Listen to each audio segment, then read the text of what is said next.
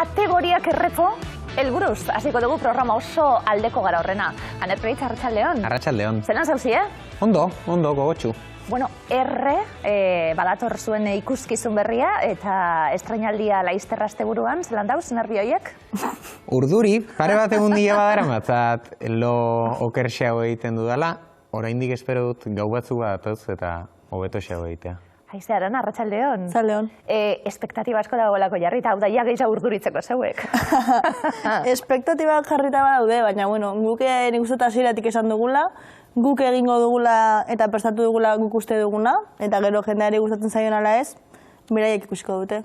Bueno, guk horretan oso ondo inguratuta, lagunak orain arte familia bebai, baina momentu honetan proiektu baten sartute, Aner, nondik hasiko gara, zelan batzen zarete Laurok, Oiana eta Leire ere, zeuekin egongo direlako, zelan batzen zarete Laurok eta zelan bombila biztu? Bueno, ikuskizun bat egiteko hemen materiala, gure bizipenetatik, gure sentipenetatik badau.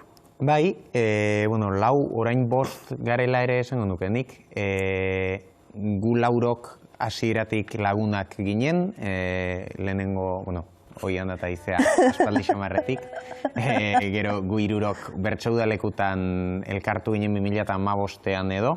Ume batzu ginela. Eta Leire beranduxeago 2020an sormen egonaldi batzuetan.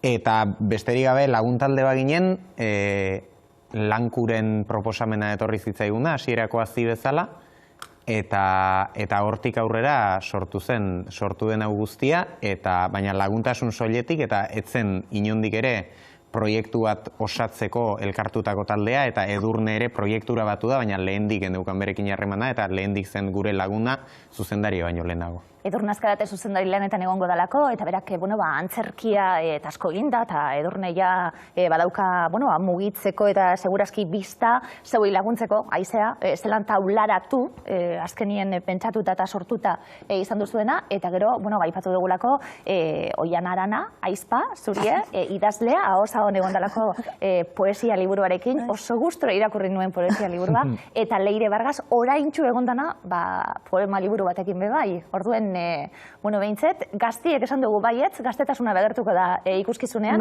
baina talentu ebe badau.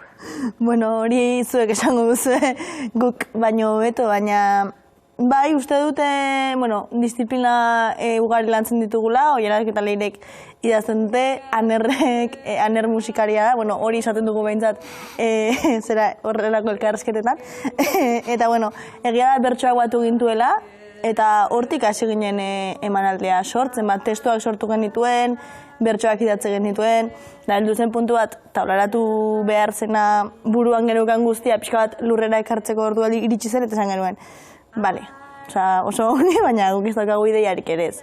Eta orduan, oso ongi etorri zaigun Edurneren laguntza, Edurne Azkarateren laguntza, jakiteko gutxi gora bera, zer zen egin behar genuena.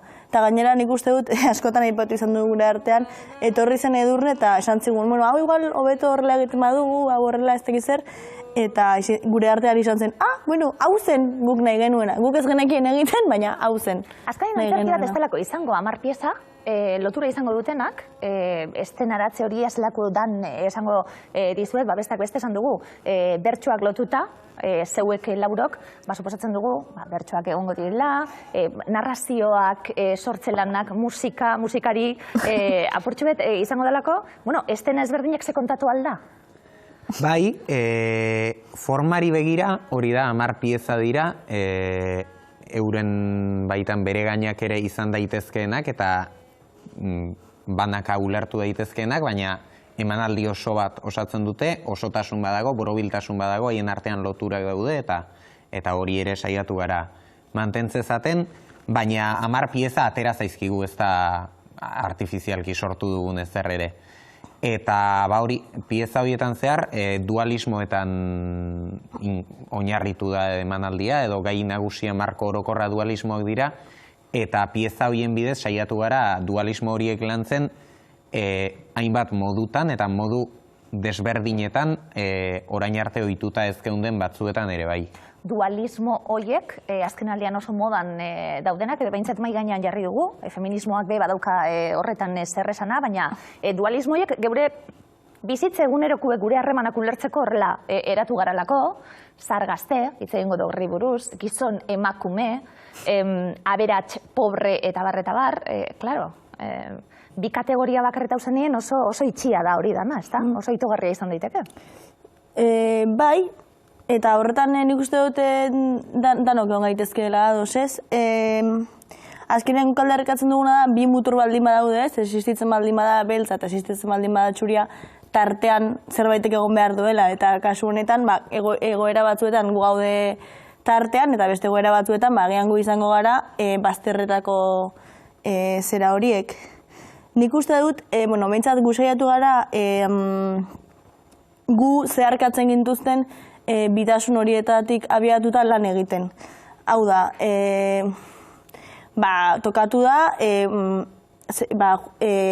bertxotan ibiltzeaz gain, beste gauza askok elkartzen gaituztela, lehen zuk aipatu duzun bezala, gaztea garela, gero homoseksualitatearen gaia ere jorratzen dugu, ez horrela, guk identitate moduan bizi baitugu, guk beti esaten dugu marikak eta bollera garela, eta hori ere nahi izan dugu erdigunean jarri, gero gure genero adierazpena ere iruditzen zaigu nahiko aldarri potentea dela batez ere oholtza baten gainean jartzeko, ez? Azkenean bertsolari garen neurrian ez baitugu gure gorputza eramaten dugu, baina ez dugu hortatik aldarri zuzenik egiten askotan horretan mugatuta gaudelako, eta nik uste dut leku polita dela guk nahi ditugun eta desio ditugun aldarriak plazara eramateko.